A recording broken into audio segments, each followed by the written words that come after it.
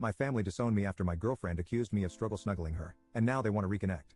My ex-girlfriend cheated on me, and after I found out and confronted her about it, she got scared and told nearly everybody we knew that I had struggle snuggled her to cover up her cheating. I was placed in custody during the investigation, however, I was released as there was no evidence. My parents had already disowned me, and most of my friends had distanced themselves from me. I wasn't even proven innocent by a jury, so my parents still believed me to be a struggle snuggler who had gotten lucky. My best friend began to help me behind their backs, and I ran away. I had nothing to lose, as nobody liked or even approached me, and my college barred me from attending lessons, only emailing me the work and bringing me in for exams. I went as far away from that town as I could and got an apartment after working in some community jobs for some money. I managed to sort of stabilize myself. I decided to change my name after a while because I came to hate looking at it for some reason. I still don't know why. This helped me start a new slate, and I made a few new friends when I went into university. Again, I don't know why I did this. I'm still in truckloads of debt and was incredibly poor looking back. I finished my degree in teaching and moved far away to a country on the opposite side of the globe where I now live. I got a nice apartment and settled down in my new job. Eventually, I met a girl who turned out to become my now wife. Initially, I couldn't trust her. I would flinch if she tried to touch me, or I'd start fidgeting when she got close. However, after realizing how much patience she had with me, I fell head over heels for her. She eventually gave birth to my twin daughter and son, whom I adore and will defend to the edge of the universe. Her family got used to me very quickly considering I was a foreigner and not very trusted. They treated me well, and I sort of remembered how a loving family actually is. Now I'm living in a nice house with both of my children and wife, and we're very happy. That is until last night when I was playing on our PlayStation with my son while my wife and daughter were in the garden. There was a knock on the door, and lo and behold, my father was there. He smiled weakly and began to speak, but I slammed the door so hard I scared my son. I took him to his room and called for my wife to take my daughter to her bed. She was freaking out, and so was I. My father kept knocking on the door, and I just broke down in that moment. My wife comforted me, and then answered the door for me. She asked who he was, and he said he was my father. I had given my wife a vague background of me, and she had nothing but sorrow for me. She looked understandably pissed and began to scream at my father for abandoning me and whatnot. After she calmed down, I told her to let him in and instructed her to go to our kids' bedroom to keep them busy while I talked to my dad. He explained that he was doing my ex-girlfriend a favor by clearing some stuff on her phone.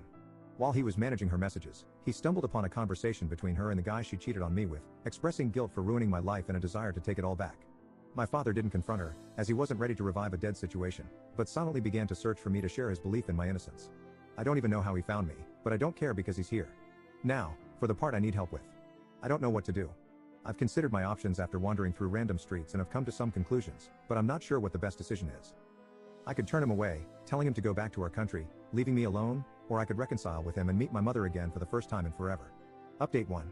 I visited my father in his hotel and informed him that I wouldn't reconcile with him or anything like that. He had tears in his eyes but was understanding. He mentioned that he had told my mother about her and cut my ex-girlfriend off from the family entirely. I asked him why there was still contact, as many of you questioned, and he explained that she apparently felt too guilty to really let us go. I'm not too inclined to believe it, as were many of you, but it's closure enough for me. Apparently, my mother didn't take the news too well and tried to get my phone number, but my father didn't let in. Not sure what I could really trust, given that I feel most of it is just a ploy to get me back into their lives, but after they threw me out onto the streets like a rabid dog, it just makes me sick. My son did end up asking who was at the door, but I told him that it was a colleague. I plan to tell both of them what happened to me in my past when they're older or going through tough times to let them know that I understand. We're all fine. It shook me up a bit, but I hope I have my father's word on him keeping my new life a secret. Update 2. I recently had an incident with my family involving them breaking a promise.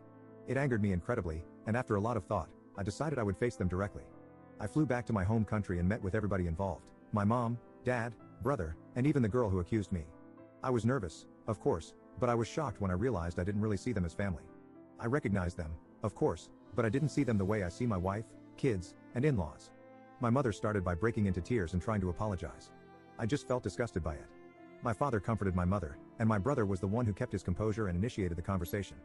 He asked me how I was doing, and I responded by telling him to cut any small talk and that this meeting was on my terms.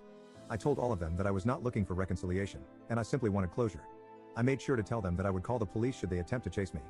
I asked my parents why they were so quick to abandon me, even though the police said there was no proof. They explained that they made a rash decision, and seeing me in custody broke their hearts. I called them out on it since they didn't try to stick up for me or anything. Then, I asked my brother why he never contacted me.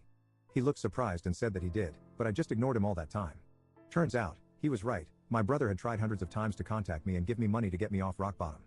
However, he questioned why I never answered and assumed that I hated him because of what happened. Well, as it turns out, my mother had my contacts blocked on all of her phone plans as she paid for my brother's old phone plan. So, I couldn't even receive help when I was completely lost. Then, the cherry on top, my ex. I first asked her why she actually did it. She said that she was scared of what would happen and that she never stopped loving me even throughout it all. She claimed that every session of therapy made her feel even more guilty, as she knew it was all fake. She then told me that she hadn't dated anyone since, in hopes that I would come back, and she could apologize because an apology would apparently reverse time and fix it all. Even that turned out to be a bunch of lies because my father said that he found chat logs of 3 different partners she had when I was away.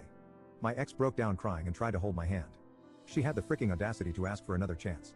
This just made me spiteful, and I pulled out my phone and began showing all of them hundreds of pictures of my 2 children's milestones and the good times my family had together, our visits to cities, their first day of school, both of them and my wife in my arms. I told her that this was what she could have had if she wasn't so stupid, and my parents what they missed out on for not even hearing me out. I had a moment when I thought I had gone too far, but I realized that compared to what they did to me, I hadn't.